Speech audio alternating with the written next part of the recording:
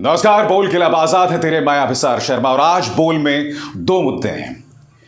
क्या कर्नाटक में संभावित हार को लेकर भारतीय जनता पार्टी इस कदर बौखलाने लगी है कि वो विपक्ष के नेताओं के साथ बदतमीजी कर रहे हैं? आज बात हम करेंगे देश के विदेश मंत्री जयशंकर और उनके बयान की।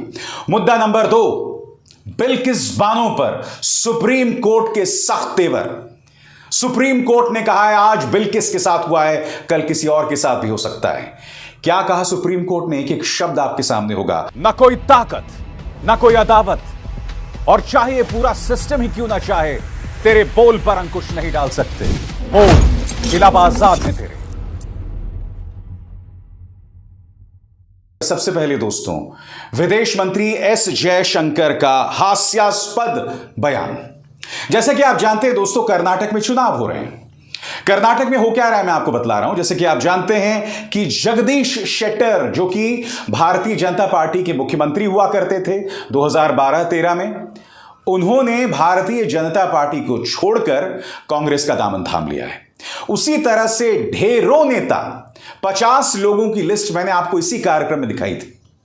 वो तमाम नेता अब बीजेपी को छोड़ के कांग्रेस जा रहे हैं या फिर बगावत कर रहे हैं। बीजेपी इस कदर बौखला रही है कि कर्नाटक के पूर्व मुख्यमंत्री और कांग्रेस नेता सिद्धरामैया ने देश के विदेश मंत्री से सूडान में फंसे कर्नाटक के लोगों के बारे में सिर्फ अपील की थी। और देखिएगा किस तरह से बौखलाहट भरे अंदाज में उन्होंने जवाब दिया। सबसे पहले मैं आपको बतलाना चाहूंगा कि सिद्धरामैया ने दरअसल क्या कहा।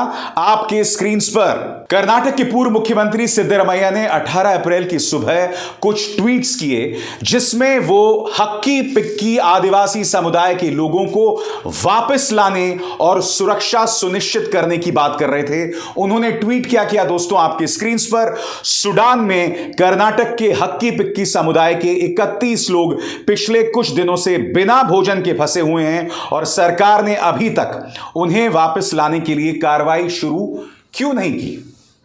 एक विपक्ष का नेता है, सवाल पूछ रहा है, वो अपील कर रहा है, इसमें कोई बदतमीजी नहीं है। मगर मैं आपको बतलाता हूं देश के विदेश मंत्री किस तरह से एक ट्रोल की भाषा इस्तेमाल करते हुए क्या जवाब देते हैं आपके स्क्रीन पर। विदेश मंत्री एस जयशंकर, मैं आपकी बात से स्तब्ध हूं। आई एम अपॉल्ड कहते हैं वो। मैं आपकी बात से स्तब्ध हूं। यहां जीवन दांव पर लगे हैं। आप राजनीति मत करिए। 14 अप्रैल को लड़ाई शुरू होने के बाद से खार्तूम में भारतीय दूतावास अधिकांश भारतीय नागरिकों और पीआईओ के साथ संपर्क में है। एस जयशंकर आगे क्या कहते हैं आपके स्क्रीन पर।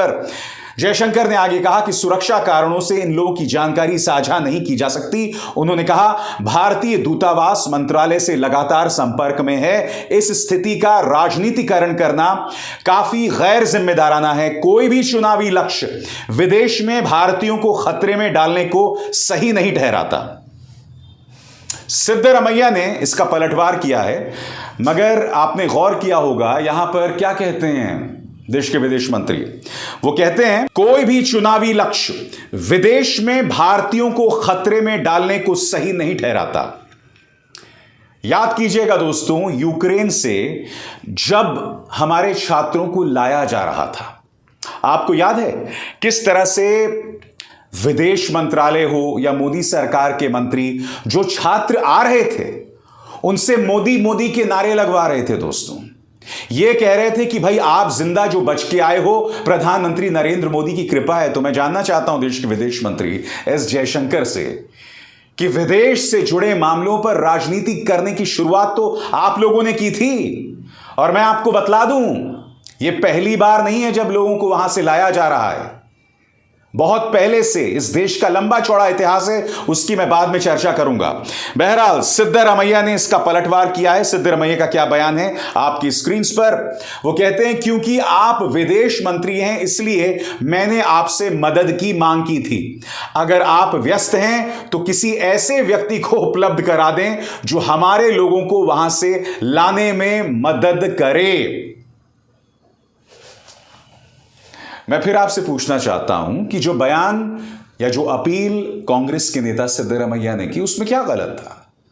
और फिर इस तरह की बदमिजाजी से अपनी प्रतिक्रिया देना, क्यों बौखलाए रहते हैं देश के विदेश मंत्री एस जयशंकर?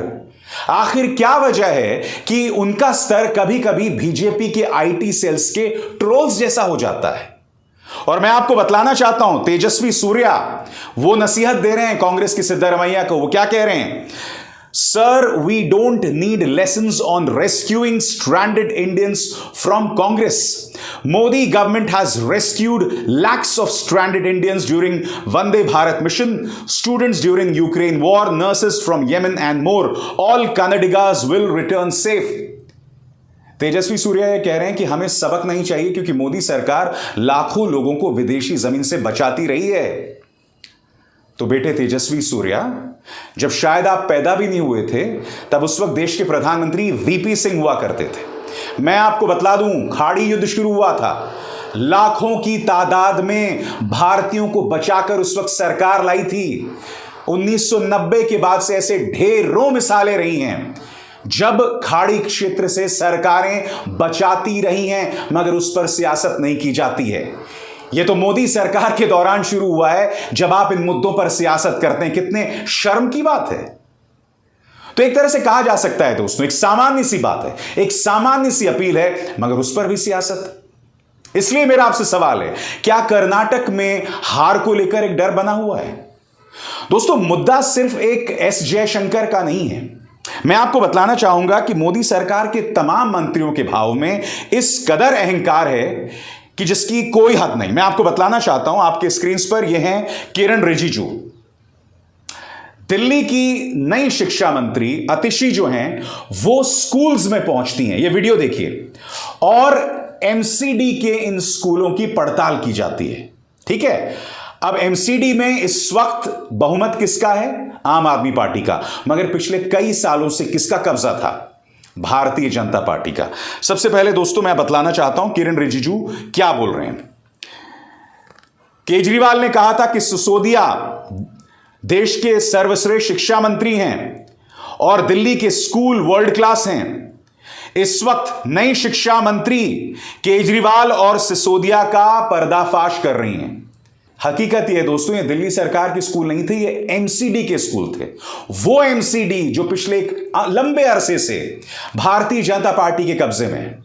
मैं आपको बतलाना चाहता हूं इस मुद्दे पर क्या कहा है संजय सिंह ने। संजय सिंह का बयान आपकी स्क्रीन पर। कानून मंत्री की अज्ञानता देखिए, अपनी प्यारी बीजेपी को ही बुरा कहने लगे। मंत्री जी, ये एमसीडी का स्कूल है, आज तो आपने स्वीकार कर लिया 15 साल से बीजेपी ने स्कूल बर्बाद कर लिया है। दोस्तों दिक्कत क्या, मैं आपको बताता हूं। दिक्कत यह है कि भारतीय जनता पार्टी के मंत्रियों को लगता है कि वो कुछ भी बोल सकते हैं, क्योंकि इनके बयानों पर काबू पाने के लिए कोई मीडिया नहीं है, सवाल करने के लिए कोई मीडिया नहीं है, कटघरे में रखने के लिए कोई नहीं है। इसलिए चाहे वो एस जयशंकर हो, किरण रिजिजू हो, वो कुछ भी बयानात देते हैं। और कुछ भी बयानात के सिलसिले में एक और व्यक्ति आते हैं, असम के मुख्यमंत्री हेमंत बिस्व शर्मा। हेमंत बिस्व शर्मा कह रहे हैं कि पूर्व प्रधानमंत्री मनमोहन सिंह 18 साल से असम से सांसद थे, मगर उन्होंने असम को कभी इज्जत नहीं दी, कभी उन्होंने असम का गमछा तक नहीं पहना।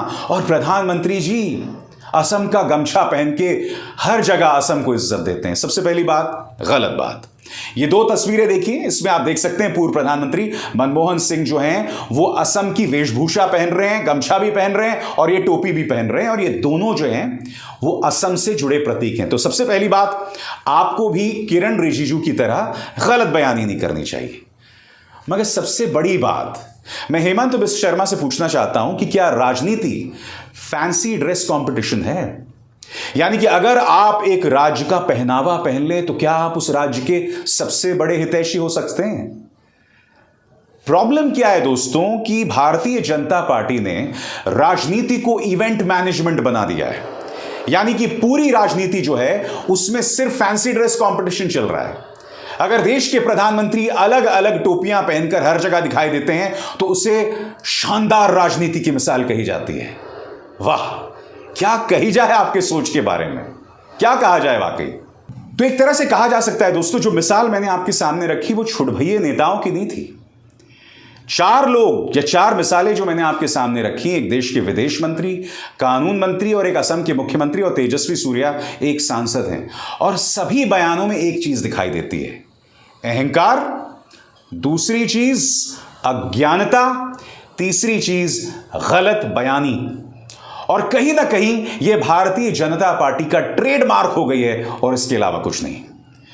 दोस्तों, जैसे कि कार्यक्रम की शुरुआत में मैंने आपको यह भी बताया कि बिल्किस बानो का मामला जो है अब वो सुप्रीम कोर्ट के सामने है। याद कीजिएगा दोस्तों, बिल्किस के 11 गुनाहगारों की बाकायदा रिहाई हुई थी, और जब वो रिहा हुए थे तो किस तरह से फूलों से और मिठाइयों से उनका स्वागत हुआ था। बात वहां नहीं रुकी थी। याद कीजिएगा किस तरह से शैलेश भट्ट, बिल्किस का एक गुनहगार, उसे सम्मानित किया था एक मंच पर। उस मंच पर भाजपा के एक सांसद और लीमखेड़ा से भाजपा के एक विधायक थे। जाहिर सी बात है, जब अन्याय की यह तस्वीर सुप्रीम कोर्ट के सामने पहुंचती है तो सुप्रीम कोर्ट स्तब्ध हो जाता है। मैं कुछ नहीं कहूंगा दोस्तों, मैं सिर्फ सुप्रीम कोर्ट के शब्द आपको सुनवाना चाहता हूं। एक एक शब्द पर गौर कीजिएगा, जो बतला रहा है कि इस देश में इंसाफ अलग अलग लोगों के लिए अलग है। बिल्किस बानो के बारे में सुप्रीम कोर्ट ने क्या कहा, आपके स्क्रीन पर। सुप्रीम कोर्ट ने मंगलवार को बिल्किस बानो की उस याचिका पर सुनवाई की जिसमें उन्होंने गुजरात सरकार पर अपने मामले के दोषियों को समय से पहले रिहा करने का आरोप लगाया था। उन्होंने अपनी याचिका में 11 दोषियों को रिहा किए जाने के फैसले को सुप्रीम कोर्ट में चुनौती दी थी।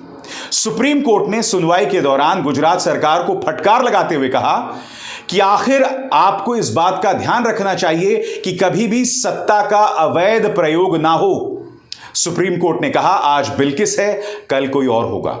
यह एक ऐसा मामला है जहां एक गर्भवती महिला के साथ सामूहिक दुष्कर्म किया जाता है और उसके 7 रिश्तेदारों की हत्या कर दी गई। हमने आपको गुजरात सरकार सभी रिकॉर्ड पेश करने के लिए कहा था। हम जानना चाहते हैं कि क्या आपने अपना विवेक लगाया?